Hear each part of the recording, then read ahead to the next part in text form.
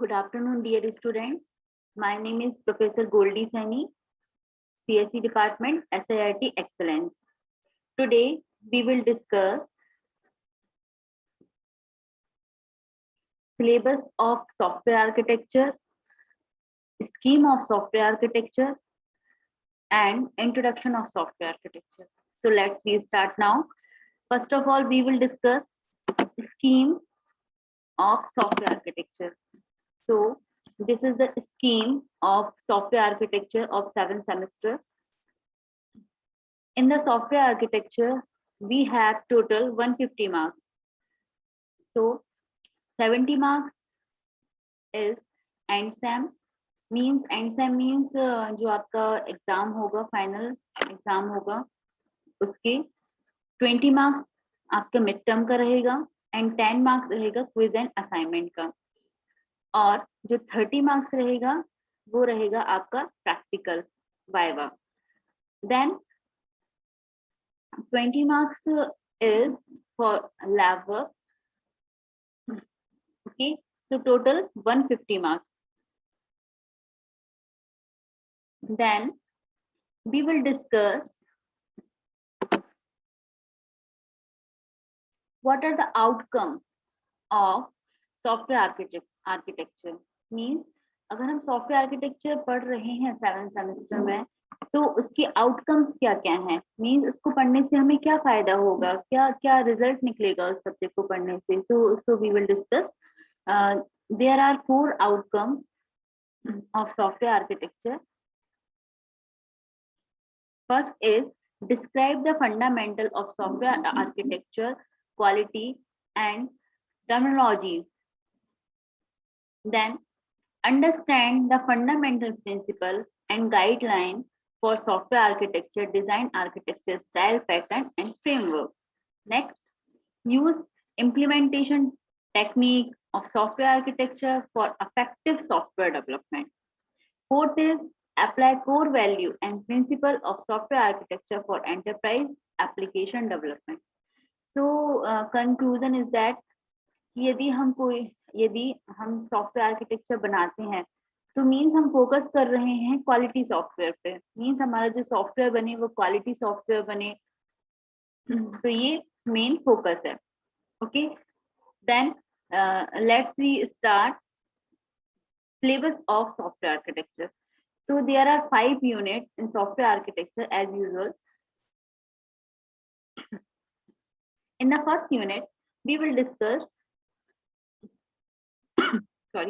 introduction of software architecture. Means we will discuss different quality models and their issues, architecture, business cycle, SDLC and different SDLC model. In the first unit we will discuss. Then we will come in second unit. In the second unit have architecture models. Means जो second unit है उसमें हम देखो, first unit में हमने पूरा introduction part पढ़ लिया कि एक्चुअल में जो सॉफ्टवेयर इंजीनियरिंग में हम पढ़कर आए थे उसको ही एडवांस में हमने पढ़ा, SDLC के बारे में पढ़ा और सॉफ्टवेयर आर्किटेक्चर का जस्ट इंट्रोडक्शन दिया. देन सेकेंड यूनिट में हम मॉडल्स पढ़ेंगे, जो डिफरेंट मॉडल्स होते हैं वो हम स्टडी करेंगे, जैसे कि structural model, framework model, dynamic model, process model and different styles होती हैं, वो हम डिस्कस करेंगे सेकेंड यूनिट में. उसके बाद आती है थर्ड यूनिट. थर्ड यूनिट में हम पूरा इम्प्लीमेंटेशन टेक्नोलॉजीज के बारे में स्टडी करेंगे. मींस डिफरेंट जो लैंग्वेजेस होती हैं सॉफ्टवेयर आर्किटेक्चर डिस्क्रिप्शन लैंग्वेजेस के बारे में पढ़ेंगे. D2EE, JSP, सर्वलेट, ये सारी चीजें हम स्टडी करने वाले हैं. कोरबा, UML है ना, role of UML in software architecture. तो ये पूरा इम्प्लीमेंटेशन टेक्नोलॉजीज के बारे में हम थर्ड यूनिट में स्टडी करेंगे.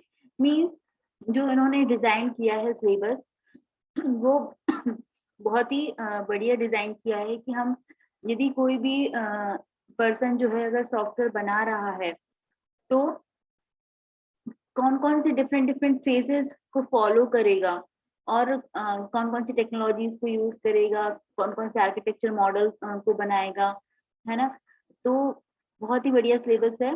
Then we will come in fourth unit में हम पूरा सॉफ्टवेयर आर्किटेक्चर एनालिसिस और डिजाइनिंग पढ़ेंगे। इसमें भी बहुत सारी चीजें हैं जो हम स्टडी आगे फर्दर करने वाले हैं नेक्स्ट वीडियोज में, जैसे कॉस्ट बेनिफिट एनालिसिस मेथड है, डिफरेंट टाइप ऑफ मेथड है, architecture trade off analysis method and AD ARID method. तो डिफरेंट मेथड्स हैं जिनको हम स्टडी करेंगे। Then we will come in a fifth unit में पूरा डॉक्यूमेंटेशन पार्ट उन्होंने रखा हुआ है। पूरा डॉक्यूमेंटेशन हम देखेंगे कि अगर कोई सॉफ्टवेयर बनाते हैं तो उसमें कौन कौन से डॉक्यूमेंटेशन हमको करने पड़ते हैं। तो ऐसे करके first second third fourth fifth unit पूरा मैंने आपको इंट्रोडक्शन इसका सिलेबस बताया।